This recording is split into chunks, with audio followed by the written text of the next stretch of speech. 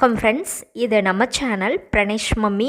இன்றைக்கி நம்ம வீடியோவில் நம்ம எதை பற்றி பார்க்க போகிறோம் அப்படின்னா, ஒரு வயசு குழந்தையிலேருந்து எல்லா வயசு குழந்தைங்களுக்குமே இட்லி தோசைக்கு பதிலாக கொடுக்கக்கூடிய ஹை ப்ரோட்டீன் இருக்கக்கூடிய ஒரு பேபி ஃபுட் ரெசிபி. குழந்தைங்களுக்கு சூப்பராக வெயிட் போடும், குழந்தைங்களும் நல்லா கொழு கொழுன்னு இருப்பாங்க. ரொம்பவே குயிக் அண்ட் ஈஸியாக செய்யக்கூடிய இந்த ரெசிபி எப்படி செய்கிறதுன்னு பார்க்குறதுக்கு முன்னாடி இந்த வீடியோவுக்கு ஒரு லைக் பண்ணிட்டீங்க அப்படின்னா உங்களை மாதிரி இன்னும் நிறைய மம்மிஸ்க்கு இந்த வீடியோ யூஸ்ஃபுல்லாக இருக்கும். மட்டும் இல்லாமல் இப்போ தான் நீங்கள் ஃபஸ்ட் டைம் நம்ம சேனல் பார்க்குறீங்க அப்படின்னா மறக்காமல் நம்ம சேனலை சப்ஸ்கிரைப் பண்ணிக்கோங்க. இப்போ வீடியோக்குள்ளே போகலாம். ஓகே ஃப்ரெண்ட்ஸ், இன்றைக்கி நம்ம செய்ய போகிறது மூங் தால் சில்லா ரெசிபி. இது நார்த்தில் ரொம்ப ஃபேமஸான ஒரு ரெசிபி, குழந்தைங்களுக்கு கொடுக்கக்கூடியது. இதுக்கு ஒரு 1/4 கப் பாசிப்பருப்பை நான் ஒரு 2 மணி நேரம் நல்லா ஊற வச்சு கழுவி எடுத்து வச்சுருக்கேன். இப்போ இந்த ஊற வச்ச பாசிப்பருப்பை நம்ம ஒரு மிக்ஸி ஜாருக்கு மாற்றிக்கலாம். இப்போது நம்ம ஊற வச்சுருந்த இந்த பாசிப்பருப்பை ஒரு மிக்ஸி ஜாருக்கு மாற்றிக்கலாம். இந்த ஃபுட்டு பார்த்திங்க அப்படின்னா ப்ரோட்டீன் ரொம்ப ஜாஸ்தி, குழந்தைங்களுக்கு நல்லாவே வெயிட் போடும். இப்போ இது கூட நான் ஒரு துண்டு அளவுக்கு இஞ்சி சேர்த்துக்கிறேன். ஒரு சின்ன துண்டு அளவுக்கு இஞ்சி சேர்த்துக்கோங்க. அதே மாதிரி 2 பல் பூண்டு சேர்த்துக்கோங்க.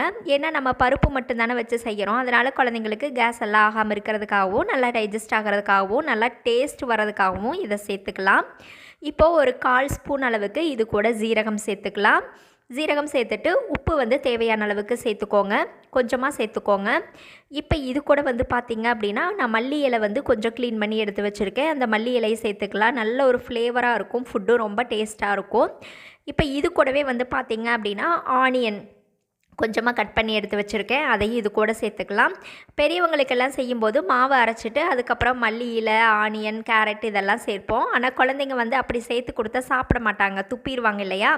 அதனால் இது கூடவே ஆனியன் சேர்த்துட்டு இது கூடவே கொஞ்சம் துருவின கேரட்டையும் சேர்த்துட்டு நம்ம நல்லா மாவை கிரைண்ட் பண்ணி எடுத்துக்கலாம். கொஞ்சமாக தண்ணி சேர்த்துட்டு கொஞ்சம் திக்கான பேட்டராகவே நம்ம மாவை அரைச்சி எடுத்துக்கலாம். இது ரொம்பவே அந்த பருப்பு மட்டும் நீங்கள் ஒரு 2 hours முன்னாடி ஊற வச்சிட்டிங்க அப்படின்னா அது குயிக் அண்ட் ஈஸியாக சூப்பராக செய்து கொடுக்கலாம் குழந்தைங்களுக்கு. இப்போ பார்த்திங்கன்னா மாவு நான் இந்த கன்சிஸ்டன்சியில் அரைச்சி எடுத்துகிட்டு வந்திருக்கேன். நல்ல ஒரு திக்காக ஒரு இட்லி பேட்டர் இருக்கும் இல்லையா, அந்த கன்சிஸ்டன்சியில் நான் மாவை அரைச்சி எடுத்துகிட்டு வந்துட்டேன். இப்போது ஸ்டவ்வில் ஒரு பேன் வச்சுக்கலாம். இப்போது ஸ்டவ்வில் ஒரு பேன் வச்சுட்டு அந்த பேன் நல்லா ஹீட்டான உடனே இந்த பேட்டரை ஒரு டைம் நல்லா மிக்ஸ் பண்ணிவிட்டு அதுக்கப்புறம் நம்ம குட்டி குட்டியாக தோசை மாதிரி ஊற்றி எடுத்துக்க வேண்டியது தான். இது நார்த்தில் ரொம்ப ஃபேமஸ்ஸு. குழந்தைங்களுக்கு அவங்கெல்லாம் ஒரு 10 months 11 monthsலேயே கொடுக்க ஆரம்பிச்சிருவாங்க. அந்த குழந்தைங்களும் மென்று சாப்பிட ஆரம்பிச்சிருவாங்க. மூங் தால் சில்லா அப்படின்னு சொல்லுவாங்க. அவங்க இந்த மாதிரி சில்லா ரெசிபீஸ் தான் நிறையா கொடுப்பாங்க. இப்போ பார்த்திங்கன்னா இது இந்த மாதிரி ஒரு குட்டி தோசை மாதிரி ஊற்றிட்டு இதுக்கு மேலே நம்ம பட்டர் இருந்தால் பட்டர் அப்ளை பண்ணிக்கலாம், இல்லைன்னா நெய் இருந்தால் நெய்யும் அப்ளை பண்ணிக்கலாம். நான் கொஞ்சமாக சுற்றியும் நெய் அப்ளை பண்ணிவிட்டு ஸ்டவ்வை மீடியம் ஃப்ளேமில் வச்சுட்டு 2 பக்கமும் நல்லா வேக வச்சு எடுத்துக்கணும். இது நல்லா வெந்த பின்னாடி பார்த்திங்க அப்படின்னா குழந்தைங்களுக்கு கையில் பிச்சு பிச்சு கொடுத்தோம் அப்படின்னா 1 வயசுக்கு மேலே இருக்கிற குழந்தைங்கள்லாம் அவங்களே சாப்பிட ஆரம்பிப்பாங்க. அப்போ தான் குழந்தைங்களுக்கு செல்ஃப் ஃபீடிங், அவங்களே மென்று சாப்பிட்ற மாதிரி கையில் எடுத்து சாப்பிட்ற மாதிரி நம்ம பழக்க முடியும். 2 வயசு 3 வயசு குழந்தைங்களுக்கெல்லாம் நீங்கள் அப்படியே போட்டு கொடுத்துட்டீங்க அப்படின்னா குழந்தைங்க அழகாக சாப்பிட ஆரம்பிச்சிருவாங்க. ரொம்ப டேஸ்ட்டாகவும் இருக்கும்.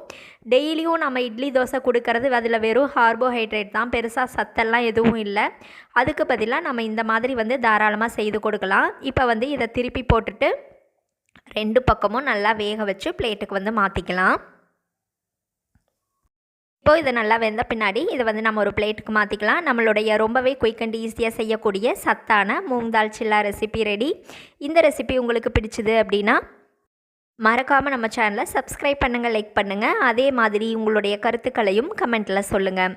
Thank you friends.